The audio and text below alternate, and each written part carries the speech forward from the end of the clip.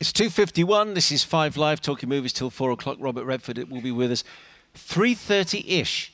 That's when we're expecting him. 3:30-ish. 3:30-ish, something around about then. And our audience are here and they are keen. And we also have some reviews as well between now and then. We'll talk Avengers after 3 o'clock. What else is new? Well, let's start with Damsels in Distress. If you listened to the show last week, Whit Stillman came on, Metropolitan, Last Day's Disco of Barcelona. And at that point, you had seen Damsels in Distress and I hadn't. Correct. And I know that you had some reservations about it. Whit Stillman is one of those people who tends to polarize audiences. I mean, he is to some extent, indie art house darling. I still think that Last Days of Disco is his best film. So the story here is it's a college campus setting. The best way of imagining it is it's like ironic Animal House. There is If only. Fine. Let me do my bit, and then you can leap in, and we can set to about it. So the story is, comes to campus. There is a group of young women led by Greta Gerwig who are running an anti-suicide campaign. They think that they can prevent the students from becoming depressed and suicidal by feeding them coffee, donuts, and tap dancing. They also have a mission to go out with ugly boys for reasons which shall be explained. Do you want to talk about it? What was his name? Josh. If you'd rather not talk about it, we don't have No, to. it's okay. I keep thinking how he used to gaze at me with such love in his eyes. You know what I mean?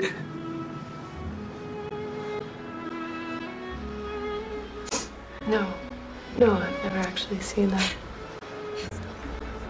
Just days ago, he'd gaze at me. His eyes, so blue. He had blue eyes. So does Frank. Frank's the guy that I go out with. Otherwise, he's not conventionally good looking, which I actually prefer. Would you describe Josh as handsome? That's a problem. Could I join you guys? Yes, please.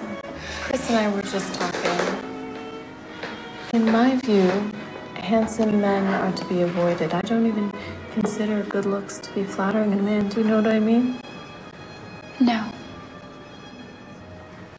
Now, the sadness is that we're not live streaming this at the moment, because if you'd been able to watch me and Simon and I listening to that clip, you would have seen me here chuckling, smiling, and you with a look of grim death on your face. And brought it all back. The fact of the matter is that the film clearly divides people, and it's one of those movies in which, and this is not the only one this week, in which you kind of make a decision to go with it or not.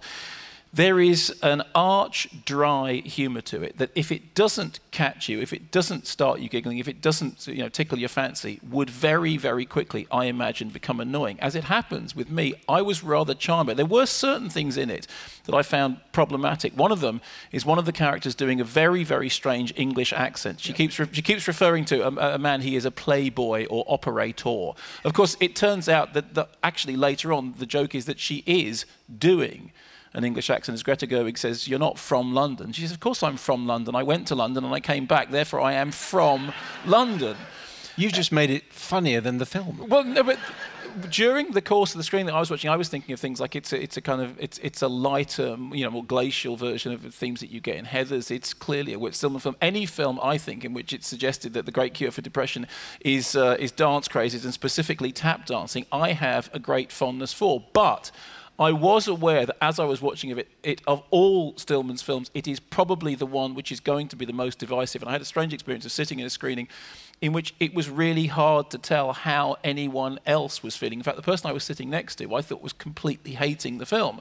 At the end, I turned to it and said, "Oh, you hated it?" They said, "No, I didn't. I really liked it." However, you had completely the opposite reaction. You weren't charmed. You thought it was... I thought within 10 minutes, the most irritating film I'd seen this year by a long And what stretch. was it specifically that irritated you? Oh, the 4 girls. Is it 4 girls? Yes. And Well, yeah. and couldn't get beyond that. Within, in fact, the title... Well, the 4 girls, that's irritating. All of them, they were all deep... Well, you just mentioned the affected English accent, Yeah. which then turns out to be a fake English accent.